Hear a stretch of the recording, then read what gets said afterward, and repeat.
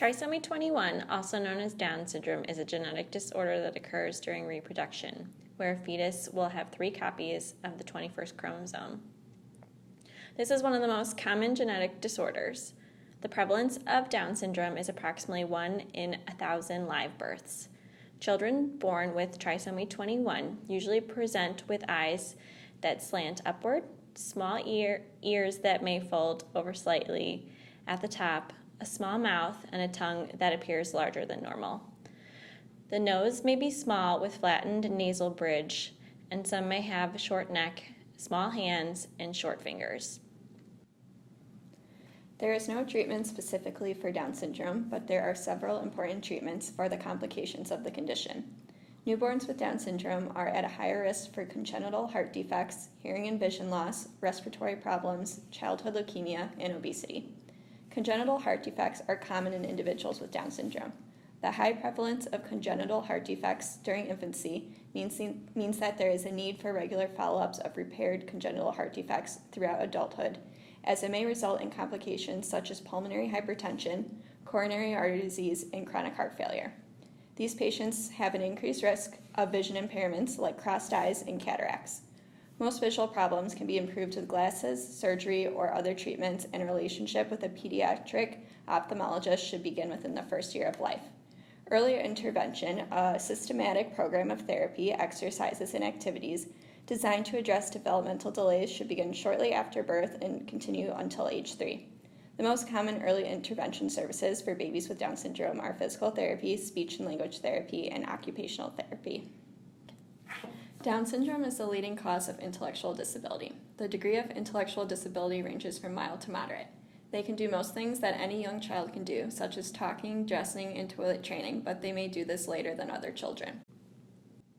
People with Down syndrome attend school, work, have meaningful relationships, and contribute to society in many wonderful ways. Quality educational programs, a stimulating home environment, good health care, and a positive support from family, friends, and the community enable people with Down syndrome to lead fulfilling and productive lives. In 1983, the average lifespan of a person with Down syndrome was just 25 years. Thanks to advances in treatment and screening of people with Down syndrome, it has increased dramatically to about 60 years today.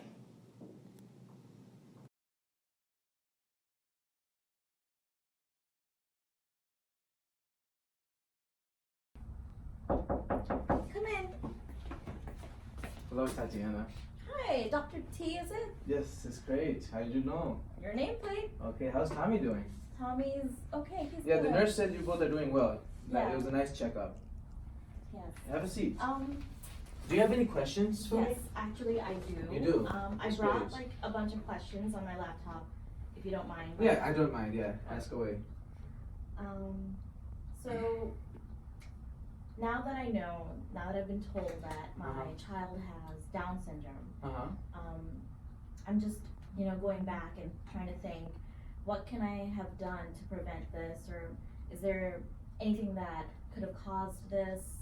Maybe my age, I'm 38 years old, So there is some studies that have shown that like advanced maternal age, so the older you are and then you get pregnant and have a child, there is a risk factor, not necessarily a definite thing, but it is a risk factor, yes. So I don't know if that answers your question. Okay. But there are many other variables that are also that play into part for anything like this. Okay. Thank you. Do you think my baby will start doing what other normal babies do, like crawling at the same time, talking, eating? So that's a great question, actually. I know you're concerned, but you shouldn't be that concerned because these babies with Down syndrome, they actually reach their milestones a little later. They don't necessarily they're not able to walk or they're not able to talk or anything like that. These milestones are reached later. So to give you a few examples, the first word is usually said typically by a child between 1 to 3 years old, right? But a child with Down syndrome, he will say it between 1 to 4 years old. Okay, just to give you a perspective. Another example is that, children start crawling actually, to be specific, at around like 6 months to 12 months. And a child with Down syndrome, he'll start walking from like 8 months to like 22 months. So not necessarily he'll miss it, I would say, Okay.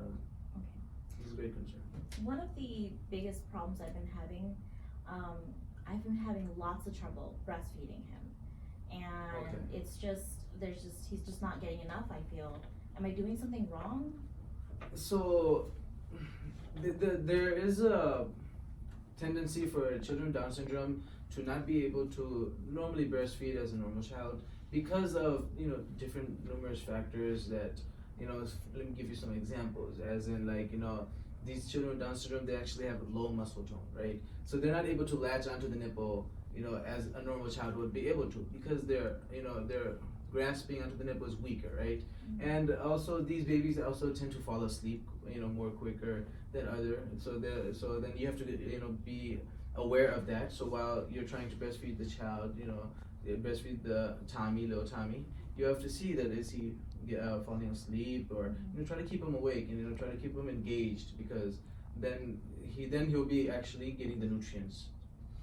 And there are many other organizations, lactation consultants and other individuals, professional individuals, that can help you with showing you the proper method, and to getting Tommy the nutrients that he needs.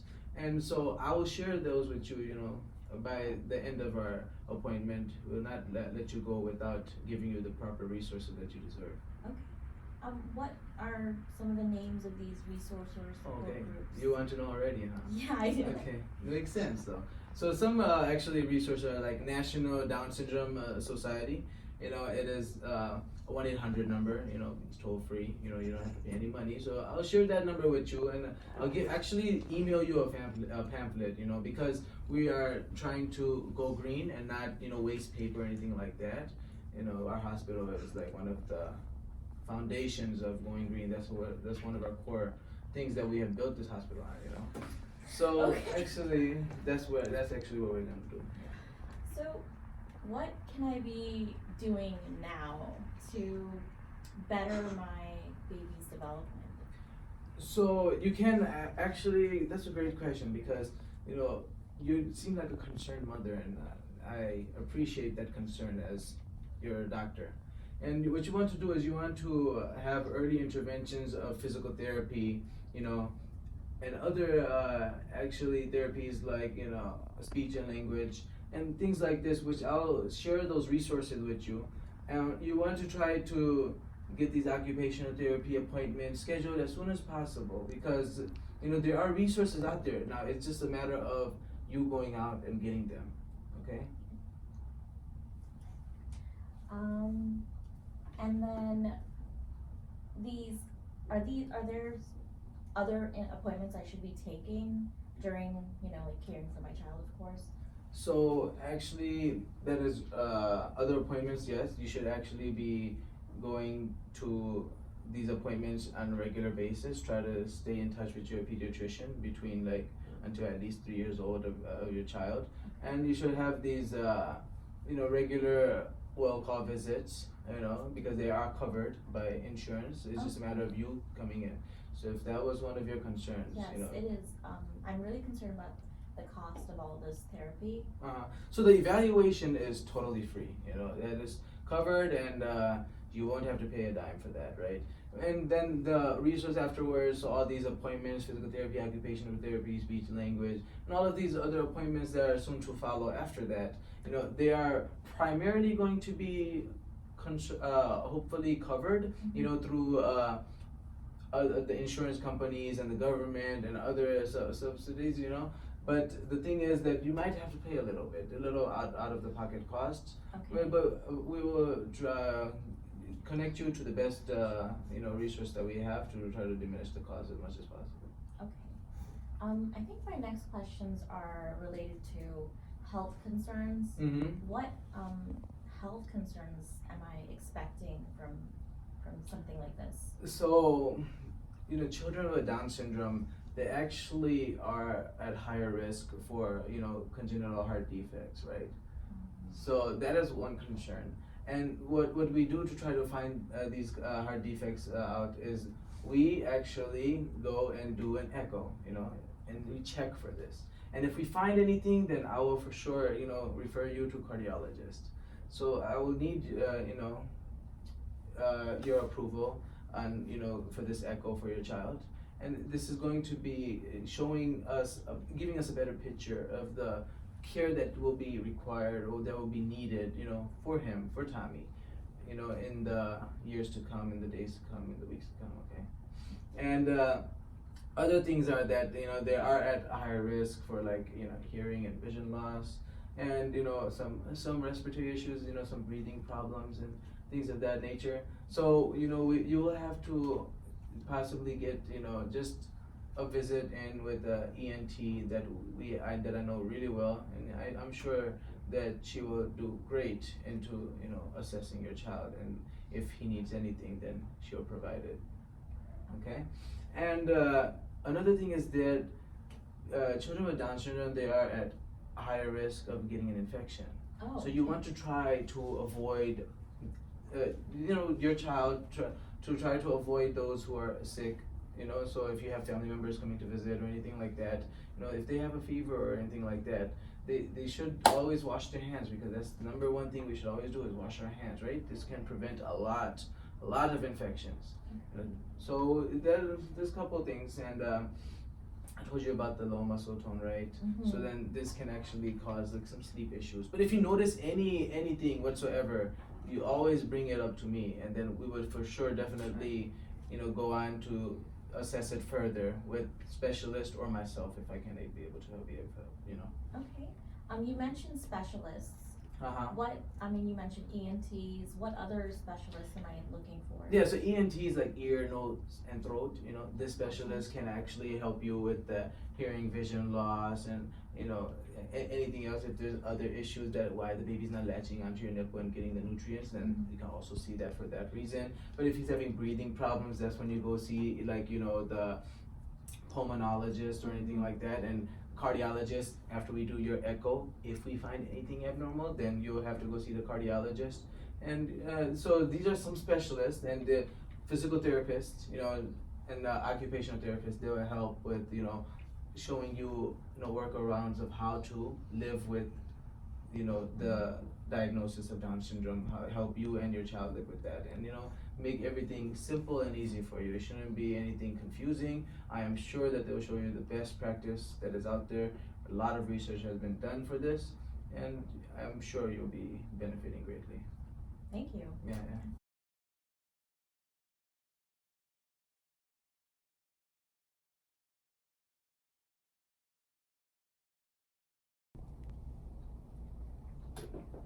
How's Tommy doing? Tommy, Mhm. he's really well. Okay. My child is just about to start school, so we're really excited. But I'm a little bit worried about, some behavior issues that could come up in this type of setting Okay. because of his school age.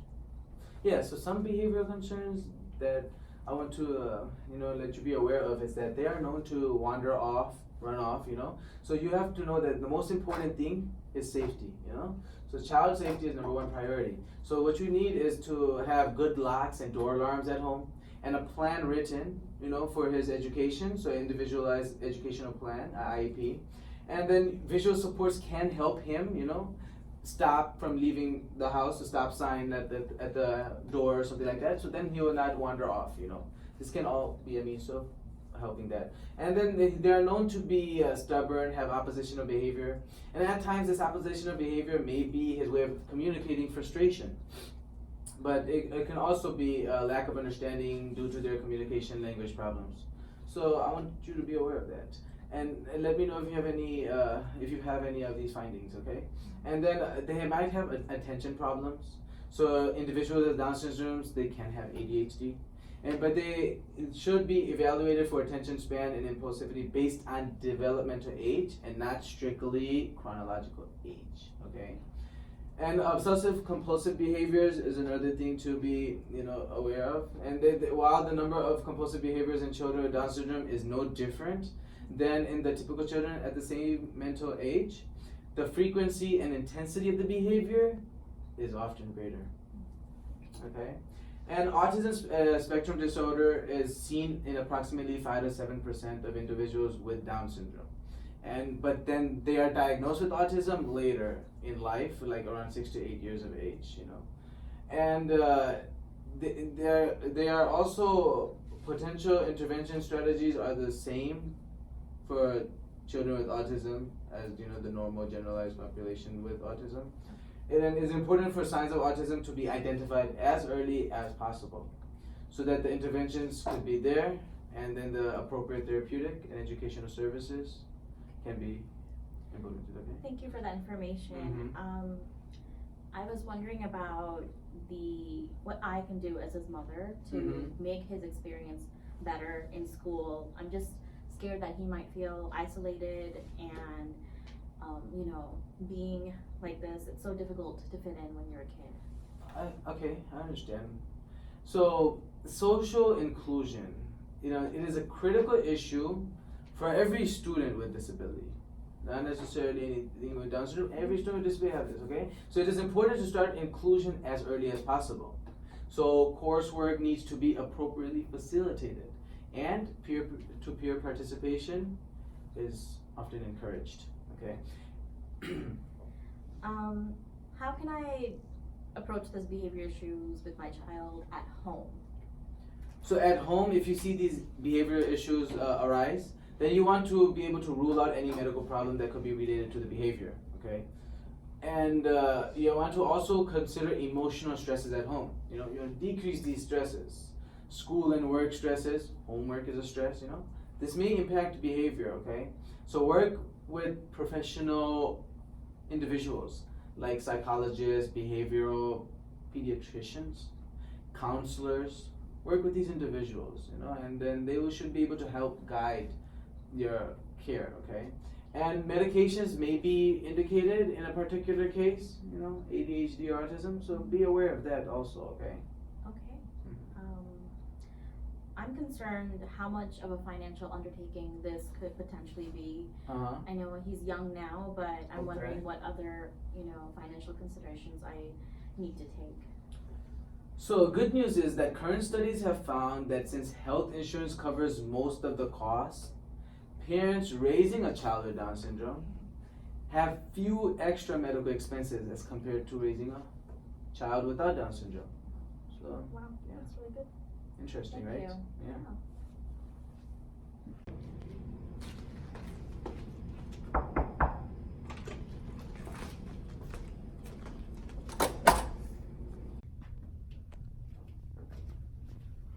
Hi. Hi, Tatiana. Hi. I'm Adam. Adam, nice I'm to the meet case you. manager working Okay. with you and Tommy. So, how are you feeling? Well, I'm really glad that I came today. I just wanted to discuss some things. Just for a while now, I've been feeling a little bit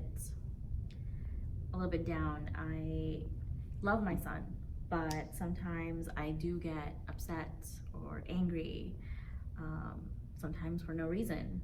He requires so much of my attention that it's bad, I know, but I feel like part of me kind of resents him for it. So I don't know what to do. Do you have any help at home? Do you have family members or friends that help you? See, it's just me and my son. I'm a single mom, and so family's really far away from here. Yeah. So it's usually just, me. Okay. And then are you fully employed? I mean, what's your employment situation? Yeah, because, obviously, taking care of my son takes, several hours of the day. I decided to do something part-term, just basically I take just part-time hours, and that's it, really. Yeah, so stability is something that's really important for people, for all people, but especially for people caring for children with special needs. So it sounds like you're experiencing is something called compassion fatigue, and it's really common for mothers with children who have Down syndrome to experience that. You're more likely to have poor mental health and require greater support and services to improve your own behavior management skills and also help Tommy with his as well. It's important that you have Tommy participate in groups to help him improve and grow in everyday functioning skills, have him join community groups, programs specifically for people with Down syndrome, and even actually helping you with the chores at home. Studies have actually shown that it affects your mental health and well-being to have him kind of help participate in his own care. Interesting. Yeah. Are you taking care of yourself? Like, do you go to any support groups? I have friends that are there for me, and I have heard of some support groups, but I don't have the time to join them. I do try to get some alone time, and basically that kind of helps recharge myself. That's important. I try to sleep when Tommy is at school, and occasionally, just read a good book. Great, yeah, that's really important the more you can do that, the better you can help manage this fatigue that you're experiencing. It's really important to take care of your physical health. Actually, studies show that eating healthy and exercising regularly can help reduce fatigue and irritability, which I'm sure it's difficult to handle sometimes. Can my son ever be independent and live independently, when he does become an adult? Yeah, he can. So while a person with Down syndrome is in school, they have access to state mandated resources and special education.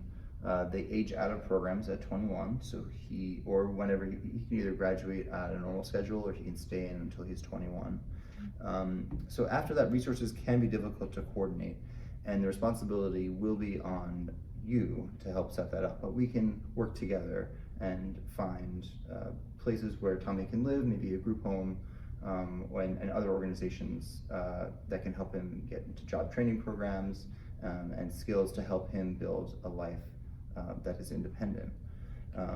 So we are creating the IEP, the Individualized Education Plan, now to aid in our planning for this, and that's starting now because he's 14 years old, so this is the time to do it. Where it involves the education curriculum, community support. We help build his self-esteem and self-determination and self-awareness skills, and also help him develop long-term relationships.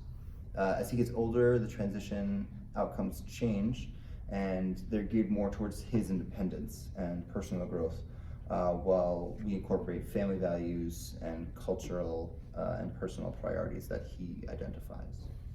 So independent options can include day programs, again, community living options, so like a group home, and shared living options, so even like a private apartment with someone who can come visit him and another individual with Down syndrome who will live with him. That sounds just lovely, but how will I afford all of this? So there's something called the ABLE Account Act. It stands for a Better Life Expectancy Account. And this actually would allow Tommy to have a tax-free savings account. This account can be used towards his expenses, his medical expenses, or dental services, education, transportation, his housing, and other living expenses. Yeah, so he's able to contribute to the account, and he gets tax credits for making contributions to that. And any earnings or other assets can actually have an impact on his eligibility for certain financial or health benefit programs. But since you are only part-time employed, and Tommy is unemployed right now, Yeah. when he gets older, we can help enroll him in certain social programs that can help him. Okay. What kind of jobs are even available for someone of his condition? Well, people with Down syndrome have the capacity to go to post-secondary education programs. They can go to trade school. They can even work a full-time job. In his adolescent years to early adulthood, education is better to be more vocational in nature, and we can have him get basic life skills so that he will be able to function and live as independently as possible in the future. Okay. Any other, like, more importantly, like, future health concerns as he gets older? So this may be a little daunting, but the complexities of treatment do include a higher prevalence of neurological conditions such as seizures, dementia, and even Alzheimer's. People with Down syndrome are just more prone to those diseases. So there are dangers if that we can cross that bridge if we ever get there. But just to let you know, anticonvulsant polypharmacy can be a cause of death for people with Down syndrome. So it's important to kind of stay on top of medication and make sure that it's adhered to at the normal schedule. Valproic acid, which is an anticonvulsant, has been linked to elevated levels of homocysteine and decreased folic acid levels. Elevated homocysteine actually is a risk for cardiovascular disease, which he is already at a higher risk for anyway. Folic acid supplementation is highly recommended for if he's on valproic acid. Okay. Again, that would be for seizures. The potential for adverse effects of anticonvulsants means that medication management, again, has to be closely monitored. In the shorter term, sexual education is really important to promote healthy and appropriate sexual behavior, as well as reducing his risk for STIs, for unwanted pregnancy, and we can teach him about birth control and reducing the risk for sexual abuse. Also, since he is more at risk for obesity, weight management is really key for him because he's just more likely to become obese than his peers. So healthy eating, exercise, these are all things that we've been working with him with, occupational therapy and physical therapy since he was young. But we're just going to continue doing that to make sure that he stays as healthy as possible. Okay. Yeah. Wow.